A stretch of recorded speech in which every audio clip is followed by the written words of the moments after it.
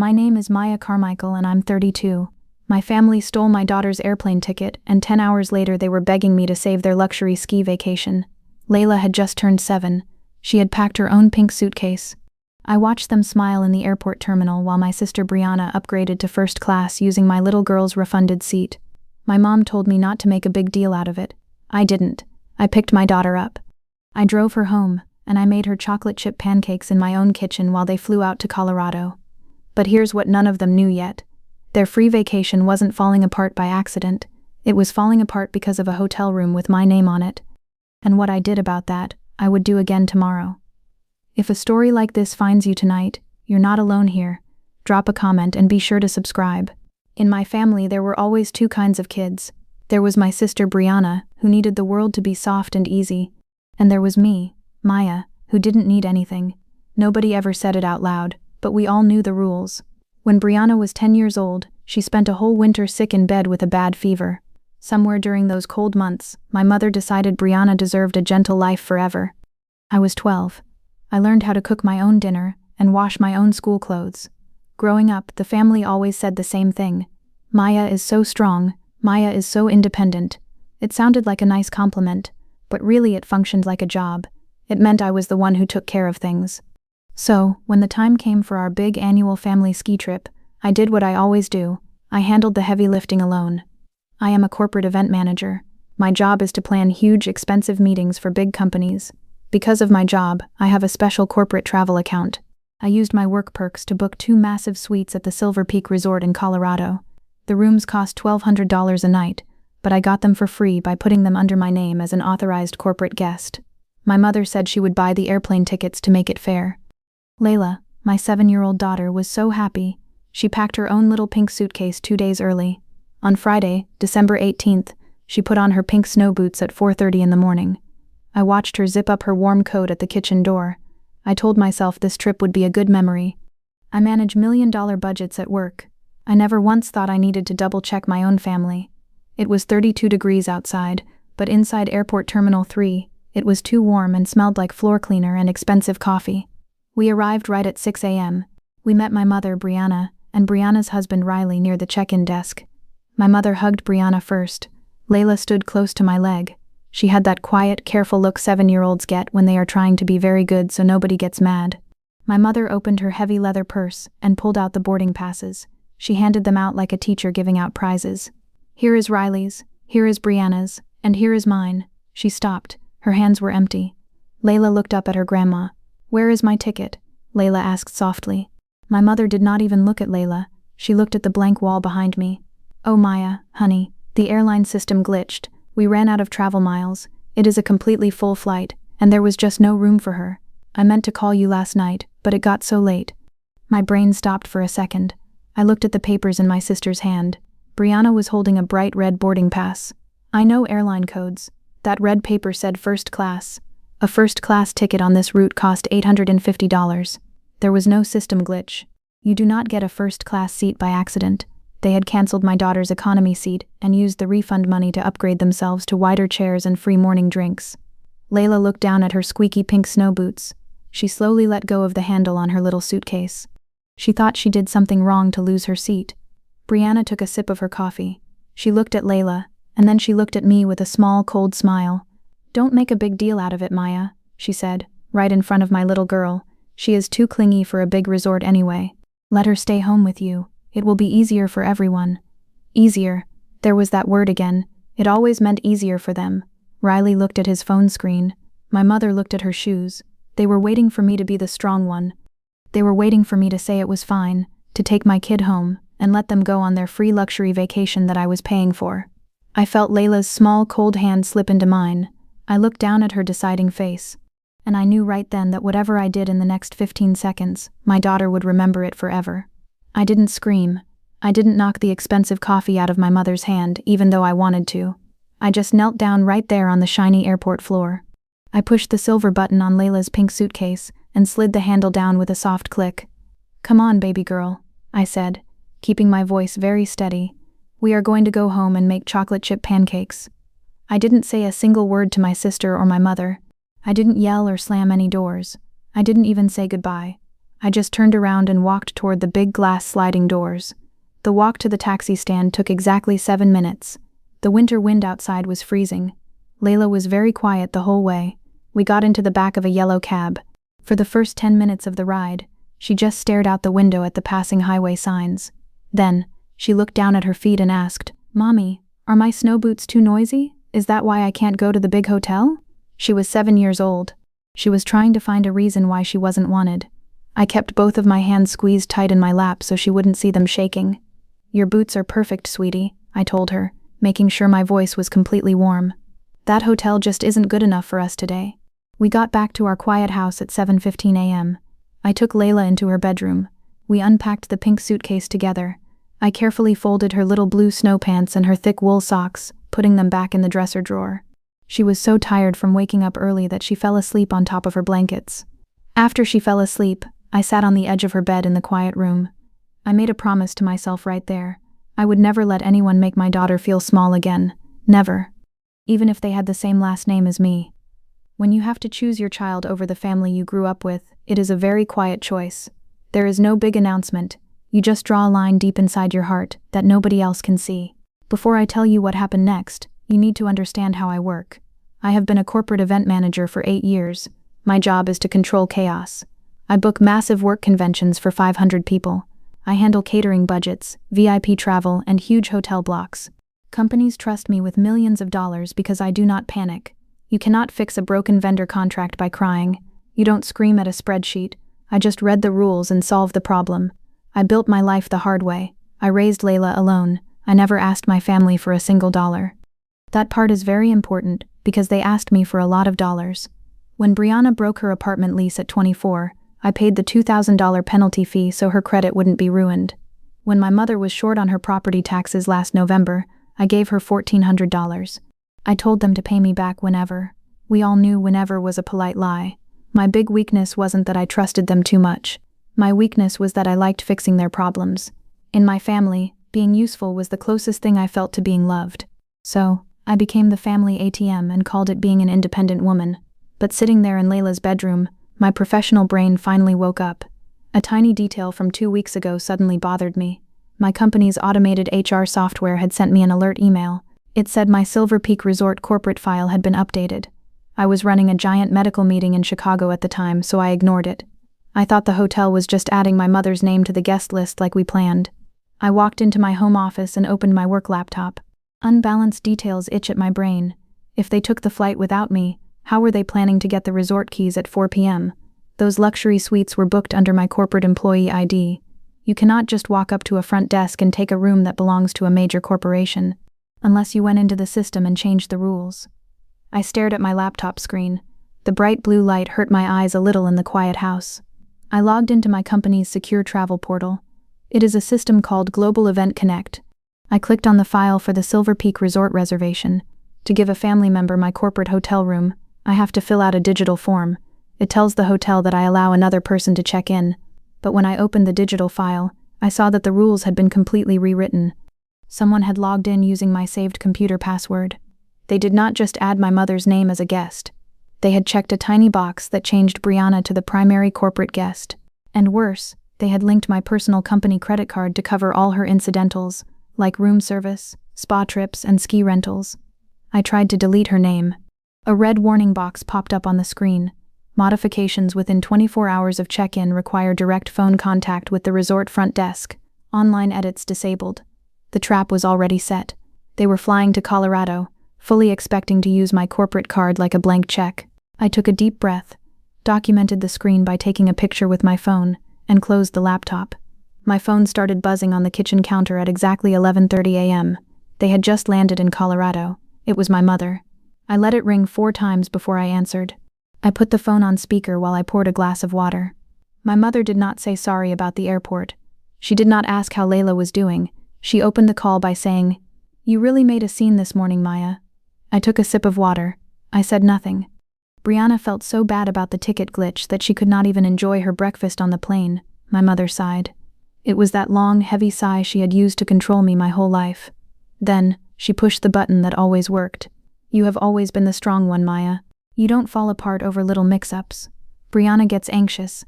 That is why we count on you to understand." There it was, the compliment that was actually a cage. Strong just meant I was the one who was supposed to swallow my feelings.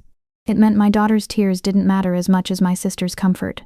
"I won't be paying for anything on this trip, Mom," I said smoothly. "Not the meals, not the ski passes, none of it." There was a short pause on the phone.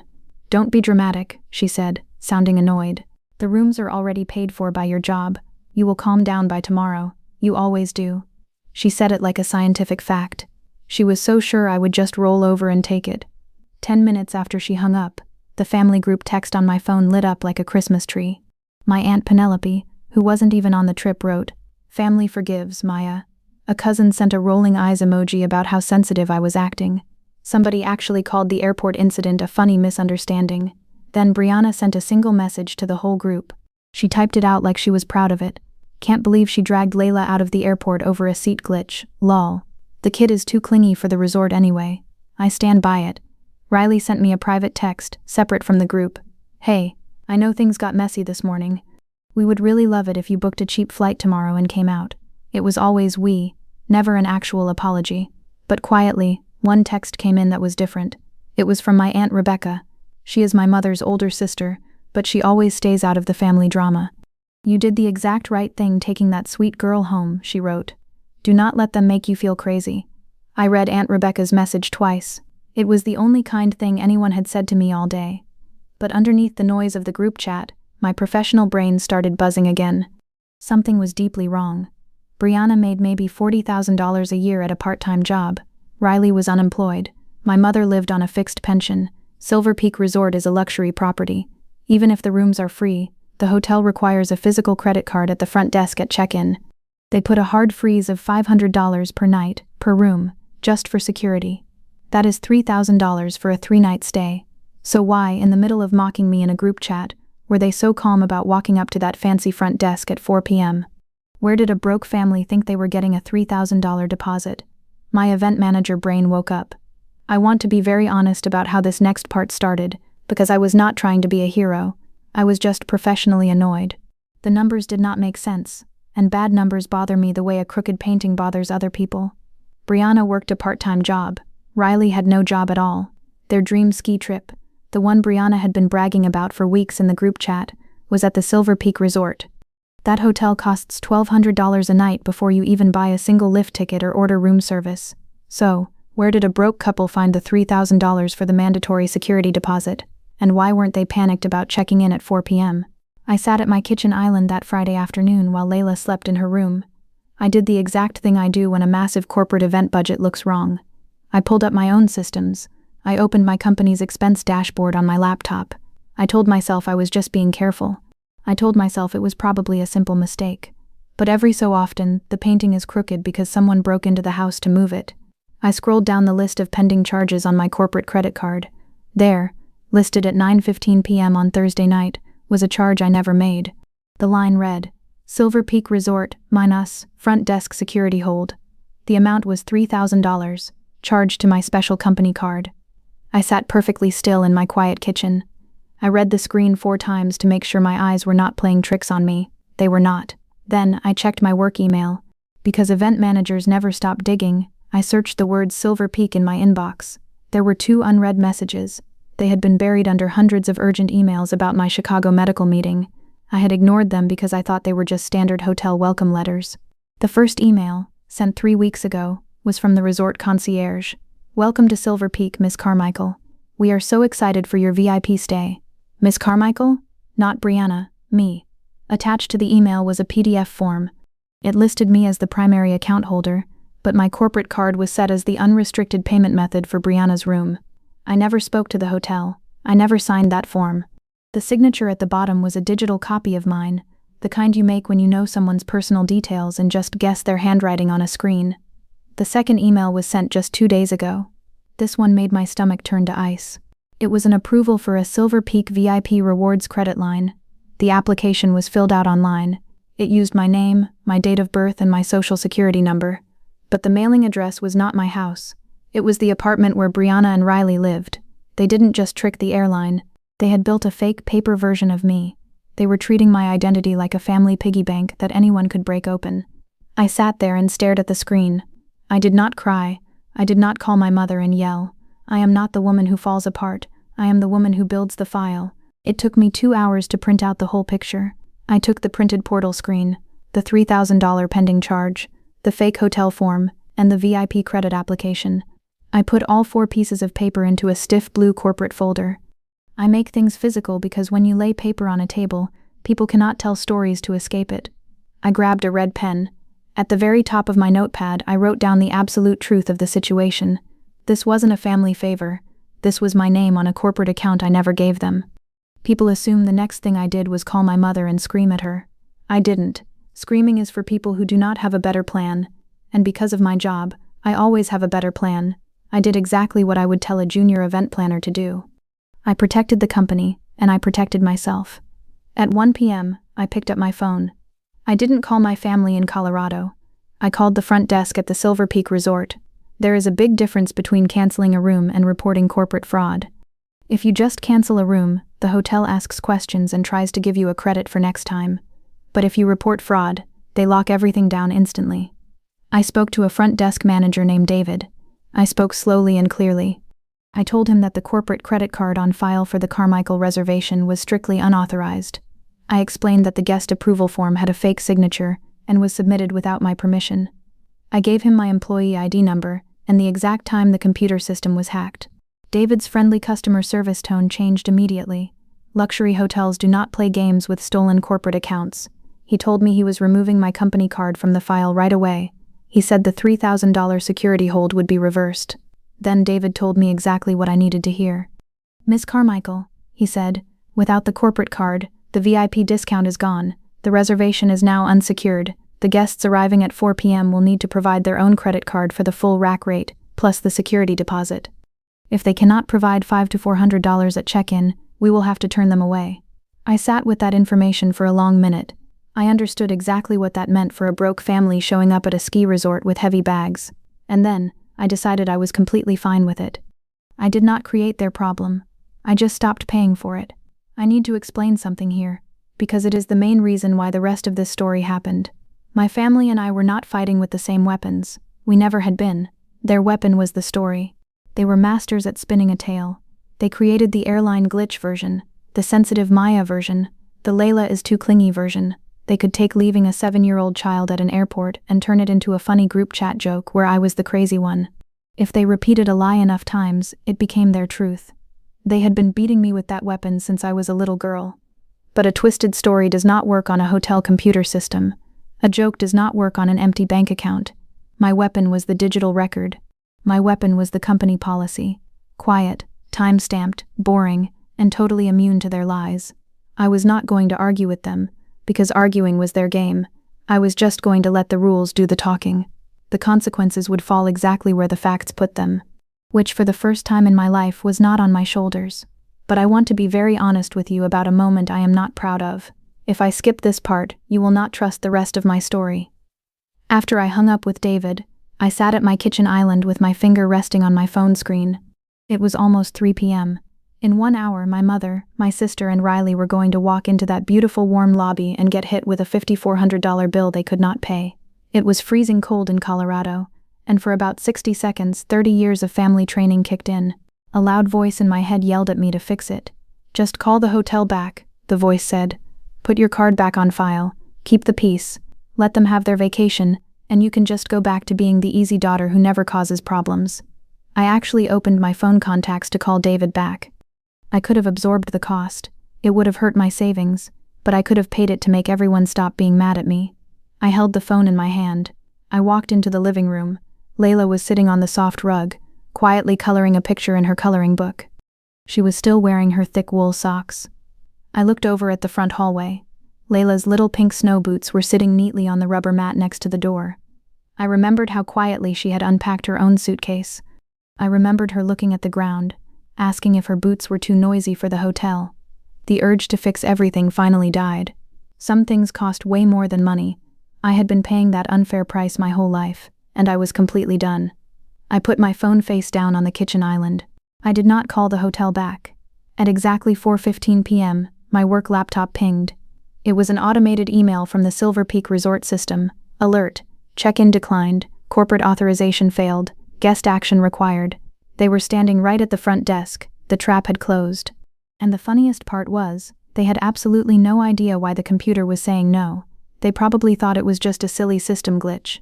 They had no idea that the woman they left crying at Terminal 3 was the one holding the only key. At 4:22 p.m., my phone started ringing. It buzzed so hard it rattled against the kitchen counter. I knew exactly who it was.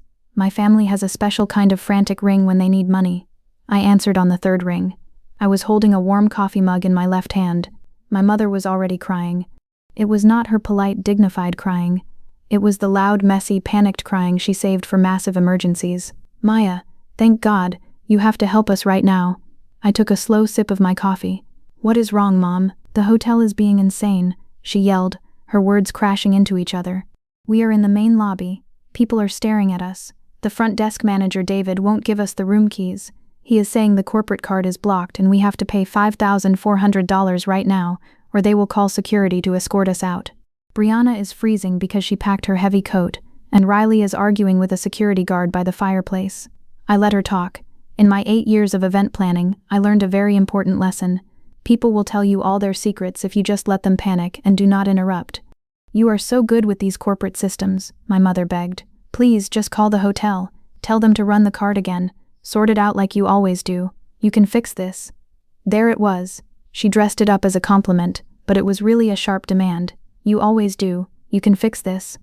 The entire story of my childhood wrapped up in 2 sentences. The strong one was being called up for duty because the family had a money problem. She thought she was calling her personal rescue team. She didn't know she was actually talking to the source of the problem. I could have told her everything about the fake signature and the fraud report right then. I could have dropped the bomb. But I had promised myself to do this properly, with the printed paperwork, in front of witnesses. A screaming phone call in a public lobby was not the right time. "Mom," I said calmly, "I am not going to call the front desk." She stopped crying for a whole second. She was completely shocked. In 32 years, I had never once told her no during a money emergency. "What do you mean you won't call? Maya, we are stranded in the snow. We can't afford a normal room here." I picked my words very carefully, the way you pick where to step on slippery ice. Brianna laughed at my daughter in the airport. "You upgraded to first class and left a 7-year-old standing at the gate. So no, I will not be helping with the hotel room." My mother's voice got very high and sharp. "Are you joking? Are you really going to let your sister freeze in a lobby over a stupid airplane seat?" I said the 4 words that had been building inside me since the taxi ride home. "Honestly, I don't care," I said it in a flat, quiet voice. It wasn't mean, it was just the absolute truth. There was a long silence on the phone. Then, my mother exploded. Her mask came off. She called me selfish. She called me a terrible sister. She called me a name I will never repeat. I didn't yell back. I had waited 32 years to stop yelling back. I took the phone away from my ear, pressed the red button, and hung up. Then, I turned my phone completely off. I kept my phone turned off for exactly 48 hours. My family was stuck in Colorado with no free hotel, no corporate credit card, and no luxury vacation. They had to spend their own money to sleep at a cheap motel near the airport and buy new economy tickets to fly back home. On Sunday at 1 p.m., I heard the loud sound of car tires pulling into my driveway. It was Brianna. In my entire life, she had never driven to my house just to visit me, but today, she marched right up to my front door. I let her inside because Layla was in the backyard playing in the winter sun, and I wanted to see my sister's face when she finally looked at my proof. Brianna looked awful. She was wearing wrinkled airplane clothes, her hair was messy, and she smelled like stale coffee. I had my stiff blue corporate folder sitting right in the middle of the kitchen island. Brianna did not even notice the folder at first. She started yelling the second she walked in, completely sure I would feel guilty. "Okay, Mom is a total wreck, but you need to fix this right now. The hotel computer glitched and blocked your company card. We had to sleep in a disgusting airport motel. You need to call your office and unglitch it so we can go back." I did not argue. I just put my hand on the blue folder, pushed it slowly across the smooth counter, and told her to open it. She opened it very fast, huffing like she was annoyed. I watched the exact second her face completely froze. She saw the printed hotel screen with her name as the primary guest. She saw the $3,000 security charge circled in red pen. And right at the bottom she saw the VIP credit application with my social security number and her apartment address. "Where did you get my corporate passwords, Brianna?" I asked. My voice was very quiet. It was not really a question. We both knew the answer. She tried to make 3 different angry faces before she finally decided to act like a victim. "It is just a family work perk," she said loudly. "You get those rooms for free anyway. I was going to pay you back for the room service. Mom said it was totally fine." There it was. Her whole view of the world in 3 sentences. My job, my identity, and my professional reputation were just perks that belonged to the family. "That is a fake signature on a major corporate document," I said evenly. "And who decided to use my social security number for the VIP rewards card?" Brianna looked at the floor. When she finally answered, her voice was much smaller. "Riley said it would be fine. He said you never check the rewards points anyway. He said you wouldn't even notice." My mother's car pulled up outside 20 minutes later. She did not even knock on the door. She rushed into my kitchen like a bad storm. She saw Brianna standing at the kitchen island with the open folder, and she instantly read the room completely backward. "What did you do to her?" my mother demanded. She wasn't looking at Brianna, she was glaring at me. Brianna started doing that soft, quiet crying that always worked on our mother. My mother rushed over, put her arm around Brianna, and looked at me like I was a monster. I pointed a finger at the blue folder. She used my computer password to put a $3,000 hold on my company card. She forged my digital signature to take my corporate hotel room. That is not a system glitch, Mom. That is identity theft. My mother barely even looked at the printed papers. That is the part that still shocks me today. The proof was right there in black and white, and she did not care. She just pulled Brianna closer. "She was supposed to have a romantic ski trip," my mother yelled. "You have such a good job, Maya. You have so much money, and she has so little. Are you really going to ruin her whole weekend over a tiny technicality?" A technicality. Stealing my corporate identity was just a technicality to them. And then my mother said the line she had been using on me since I was a child. She reached for it like a magic spell. "You have always been the strong one, Maya. You can take a hit like this. Brianna can't. Why are you being so mean?" Standing there in my kitchen, I finally understood what the word strong one really meant to my mother. It meant I was the one they were allowed to sacrifice. My mother stepped outside to the porch to pay the taxi driver who brought her from the airport. For 2 minutes, Brianna and I were alone. The fake crying stopped. The victim act dropped off her face. For one tiny second, I saw something real underneath. "You don't understand, Maya," she whispered, looking out the window. "Riley's rich friends were staying at that resort. They saw us getting kicked out of the lobby by a security guard. We looked so broke and pathetic. Riley is looking at me like I am a total failure." She wiped her eyes, and for a second my heart actually softened. I didn't see the golden child anymore. I just saw a terrified 30-year-old woman who had never solved a real problem in her entire life. Every single mess she ever made had always been quietly cleaned up by me. We were both built by the same mother. Brianna was trained to be rescued, and I was trained to be the rescuer. I almost reached my hand across the island to comfort her. I really almost did. But then, she ruined it. She ruined it the way she always did. She pushed the blue folder back toward me and smiled a little bit. "So, you will just call your boss and say the fraud thing was a mistake, right? Just tell them to give us some free apology vouchers. If we go back next weekend for free, Riley will forgive me." The soft feeling in my chest slammed shut like a heavy iron door. She wasn't sorry she stole from me. She was just mad that she got caught looking poor in front of her husband's friends. After my mother and Brianna left, I walked out to the backyard. Layla was wearing her bright pink mittens, carefully rolling a small snowball across the frosty grass. She was trying to build a tiny snowman all by herself. I stood on the wooden porch and watched her for a long time. The winter air was sharp and cold against my face. In my head, clear as a bell, I heard Brianna's voice from the airport. "She is too clingy for a big resort anyway." The first time I heard those words at the airport, it felt like a sharp knife. But now, standing on my back porch watching my brave, sweet daughter playing in the cold, it didn't hurt anymore. It just made everything perfectly clear. They had looked at this kind, quiet little girl and decided she wasn't worth an airplane seat. And they had looked at me and decided my only value was paying for their luxury lifestyle. It was the exact same decision. I made up my mind right there on the porch. I was completely done wavering. I was not going to withdraw the corporate fraud report. I was not going to call my boss to fix it. I was going to let the truth do exactly what the truth does, and I was doing it for Layla, so that the next time anyone in my family looked at my daughter, they would remember what it cost them to leave her behind. The text message from my mother came on Tuesday evening. It was typed very formally, like a strict business letter. She thought she had grouped everyone together for a final attack. "Family meeting, Thursday night, 7 p.m., my house. Everyone will be there. We are going to settle this hotel credit card mess like adults. I asked Mr. Harrison, the certified family accountant, to come.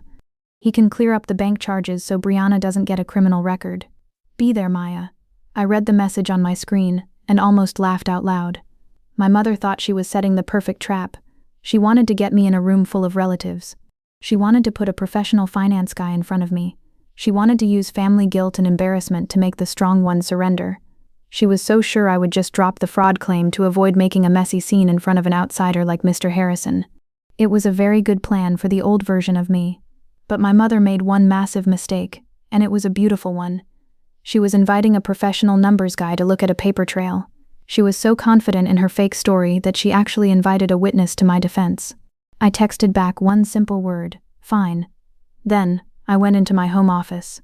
I made 3 new, perfectly printed copies of everything in the blue folder. I also saved the digital computer timestamps on a small silver USB drive, just in case. I learned a long time ago in the corporate world that the difference between an angry accusation and a hard fact is whether you can drop it on a table. Thursday night was freezing cold. I drove Layla to Aunt Rebecca's house at 6 p.m. Aunt Rebecca's kitchen smelled warmly of baking chocolate chip cookies. She didn't ask me any stressful questions. She just hugged me tight at the door and whispered, "Give them hell, sweetie. We will be right here." I drove 20 minutes to my mother's house with the blue folder sitting right on my passenger seat. I didn't park in her driveway. I parked on the street by the curb. I walked up the cracked concrete sidewalk, holding the thick folder tight against my chest, feeling completely calm. There were 4 cars crowded into my mother's driveway. Through the big front window, I could see them all sitting in the living room. I paused on the front mat for 1 second, taking a deep breath of the freezing air. I was not nervous. I felt the exact same way I feel right before I step into a huge corporate boardroom to fix a broken $1 million contract. They thought they were going to bully me in front of an accountant. They did not realize they had just given me the perfect audience. I opened the front door and walked inside. The living room got completely quiet. Everyone turned to look at me like I was a criminal walking into a courtroom. My mother was sitting right in the center of the big brown sofa. She was wearing her nice pearl necklace, acting like the perfect host. Brianna sat next to her, looking down at her hands. Riley was leaning against the wall in a wrinkled shirt. Aunts and cousins were sitting on folding chairs, and sitting in the best leather armchair was Mr. Harrison. He was an older, bald man with thick glasses. He had a yellow legal pad and a silver calculator resting on his knee. My mother pointed to an empty wooden chair. "Maya, good, please sit down." I did not sit. My mother waved her hand toward the accountant. "Mr. Harrison came over tonight to help us clear up this silly misunderstanding with the corporate credit card. We just want to be reasonable." Then, she turned to the family and started telling her story. I have to admit, it was a very good performance. She made her voice sound soft and worried. Maya has been working too hard lately. Maya was super stressed out. Maya overreacted to a tiny ticket glitch at the airport. Maya got her feelings hurt and accidentally reported Brianna to her company out of anger. And now Maya is going to fix the credit report because that is who Maya is. Maya is the strong one, and family always takes care of family. People around the room nodded their heads. My Aunt Penelope gave a soft hum of agreement. Riley kept staring at the carpet. The whole night was planned to end with me pulling out my phone, calling my HR department, and dropping the fraud charge while everyone clapped. My mother finished her speech with a warm, fake smile. "You are going to call your corporate office tomorrow morning, tell them it was a mistake, and unblock the accounts, right, honey?" Every single face in the living room turned to look at me. I stepped forward and set my stiff blue folder right in the middle of the glass coffee table. I kept standing. For a long moment, nobody breathed. I was supposed to sit down, cry, apologize, and promise to fix it. I had done none of those things. My mother's fake smile started to crack at the edges. "Maya, everyone is waiting." Aunt Penelope decided to help push me. "Sweetheart, people make mistakes when they are mad. Just call your boss and fix it so we can all move on. Don't ruin your sister's permanent record just because you are proud." Proud. The word floated around the room. Several cousins whispered their agreement. It was the gentle, smiling pressure of a family that had already decided I was guilty before I even opened my mouth. Even Brianna leaned forward. She made her eyes wide and wet. "Please, Maya, I am begging you in front of the whole family. I am sorry about the airport, okay? Is that what you want to hear? I'm sorry. Now please just fix the credit thing." It was a masterpiece of emotional bullying. A few years ago it absolutely would have worked. The old me would have felt the heat of 20 eyeballs staring at me. I would have felt the crushing weight of making the room uncomfortable. I would have signed anything to make them stop looking at me like that. But I just let the silence stretch. I let it get heavy and awkward. I waited until my mother started to look nervous. I waited until Mr. Harrison clicked his pen and looked up from his yellow notepad. Then, I reached down, opened the blue folder, and finally spoke. "Before I call my HR department," I said, looking right at the accountant, "I think Mr. Harrison should see exactly what he is asking me to cover up." I pulled 3 stapled stacks of paper out of the folder.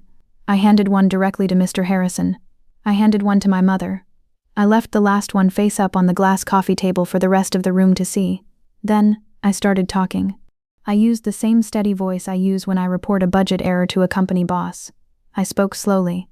I made every sentence a plain fact that anyone could check. On Thursday night, a $3,000 security hold was charged to my corporate credit card for a luxury resort, I said. I never authorized that charge. 2 weeks ago, someone hacked into my secure employee portal.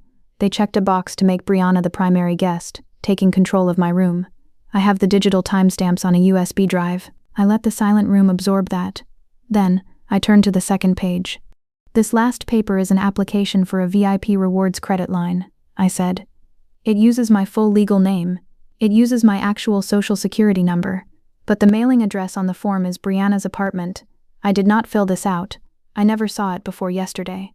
The living room went completely dead. You could hear a pin drop. Mr. Harrison was reading the papers very, very fast. His professional, calm face was turning pale. He pushed his thick glasses up his nose. My mother's copy was shaking slightly in her hand, but she still wasn't reading it. "So, when you ask me to call my boss and unblock the account," I said, "what you are really asking me to do is lie to my company about corporate identity theft. I am not going to do that. The fraud report is already filed, because every single word in it is true." My mother found her voice. It was high and fragile, like thin glass. "Maya, how can you do this to us? Don't you care about your sister's future at all?" I looked at her, and I gave her the same 4 words I had given her on the phone, but this time I finished the whole sentence. "Honestly, I don't care about her future vacation," I said, keeping my voice as level as a table. "I care about whose name is on the crime." Brianna made a high, squeaking sound like a scared mouse. Riley's face had turned the color of old paper. Mr. Harrison carefully closed his yellow notepad. He put his silver calculator into his briefcase and stood up. He looked around the room and delivered the final blow. "As a licensed CPA, I cannot advise anyone to hide corporate wire fraud," he said stiffly. "Using a social security number without permission is a federal issue. I cannot be involved in this." He walked right out the front door. That was the exact moment the room exploded. Brianna jumped up from the sofa. Her makeup was running down her face. She started screaming at me. She yelled that I had ruined her life, that I was a jealous loser, and that I couldn't stand seeing her have nice things. My mother dropped her perfect host act completely. She joined Brianna, yelling at the top of her lungs. They accused me of dragging the family name through the mud in front of a professional accountant. They called me heartless. But here is the most important part. I want you to notice this, because it is the whole point of the story. I never raised my voice, not even once. While they completely fell apart, I just sat there. I kept my hands folded softly in my lap. I answered every wild scream with a flat, boring fact. I learned a long time ago that you cannot outscream a printed document, and you shouldn't even try. The louder they yelled, the smaller and weaker they looked. The power in the room had shifted, and everyone could feel it. The aunts and cousins, who were so ready to judge me 20 minutes ago, were now staring at the floor in shock. Then, Riley did what cowards always do when they are trapped. He pointed his finger right at his wife. "This was all her idea," he yelled over the noise. "She told me the hotel was just a free work perk. She handled the computer stuff. I didn't even know she stole your social security number." Brianna spun around and glared at him. And just like that, the married couple was screaming at each other in the middle of my mother's living room. My mother was desperate. She grabbed for the very last tool she had. She looked at me with tears in her eyes. "Maya, please," she cried. "You have always been the strong one." I looked at her. I didn't feel angry or sad. I just felt a strange, clean peace inside my chest. "You are right, Mom," I said softly. "I am strong enough to finally stop carrying your bags." From the corner of the room, Aunt Penelope stood up. She had been the one pushing me to fix it. Now she looked sick. She looked at my mother and said, "You told us Maya just threw a fit over an airplane seat. You didn't tell us Brianna stole her identity. I am going home." Aunt Penelope didn't wait for an answer. She just grabbed her coat and walked out. I stood up. I gathered my printed copies from the glass table and slid them back into my stiff blue folder. I spoke loudly enough for everyone left in the room to hear. "The fraud report stays open. I will not pay for the hotel. I will not fix this. Not today. Not ever again." Brianna took a sudden step toward me. She reached out her hand, still crying and pleading. I just held up my right hand and she froze in her tracks. "You looked at my little girl and decided she wasn't worth a cheap airplane seat," I said softly. "I decided my career isn't worth losing over your lies. It turns out, that is the exact same lesson." Then, I turned around and walked out the front door. I didn't slam it. I didn't yell. I didn't look back at the big living room window where I knew they were all watching me. I just walked down the cracked concrete sidewalk to my car. I took a deep breath of the freezing, sharp night air, and I drove back to Aunt Rebecca's house to pick up my daughter. Here is how the ending played out in cold, hard numbers. Numbers are the only language my family ever actually respected. First, my company's HR department reviewed the timestamps on the USB drive and approved the fraud claim. My name was completely cleared. The $3,000 security hold bounced back from the bank. Because of the fake signature, the Silver Peak Resort issued a permanent lifetime ban. Brianna and Riley are never allowed to step foot on any of their global properties ever again. Second, the VIP credit application was flagged as identity theft by the national credit bureaus. Brianna's credit score tanked so fast and so hard that, a month later, she couldn't even qualify for a basic cell phone plan. Real consequences for real actions. Riley could not handle the embarrassment. His rich friends would not stop making jokes about him getting kicked out of a fancy lobby by a security guard. He blamed Brianna for making him look foolish. He packed his bags and moved out of their apartment right before the new year. Whether that is sad or not depends entirely on who you ask. My mother left me 14 voicemails over the next 2 weeks. She cycled through every single emotion she had. First she was furious, then she was wounded and crying, then she suddenly acted like nothing had happened at all. I didn't answer a single call. I eventually changed my phone number. The only version of my mother I could keep in my life is the version that sees me as a free ATM, and I don't want to be that anymore. We only kept Aunt Rebecca. She comes over to our house every Sunday afternoon now. She taught Layla how to bake her famous chocolate chip cookies from scratch, and the house always smells amazing when she visits. In February, I took Layla on a real ski trip, just the two of us. I paid for it with my own saved money, no corporate discounts needed. We stayed in a cozy wooden cabin. I took a picture of Layla sitting by a giant stone fireplace. She was wearing her pink snow boots and holding a huge mug of hot cocoa with whipped cream. I printed that photo and put it on the front of our refrigerator, right at her eye level. She stops and looks at it sometimes. In the picture, she has chocolate on her nose and she is smiling so big. She looks like a kid who knows, deep down in her bones, that she is completely wanted. People always ask me in the comments if I feel guilty. The honest answer is no. I didn't blow up my family. They blew themselves up over a free hotel room and expected me to take the blame. All I did was stop catching the heavy things they threw at me. Layla is going to grow up in a much smaller family than I did. But she will grow up in a home where nobody ever leaves her behind, and where the word strong is a good thing, not a trap to make her pay for someone else's mistakes. For 32 years, being the strong one meant I quietly cleaned up my family's messes. The day I finally stopped paying was the day I found out what my strength was actually for. It wasn't for carrying them. It was for protecting the one small person who had nobody else to do it. That is my story.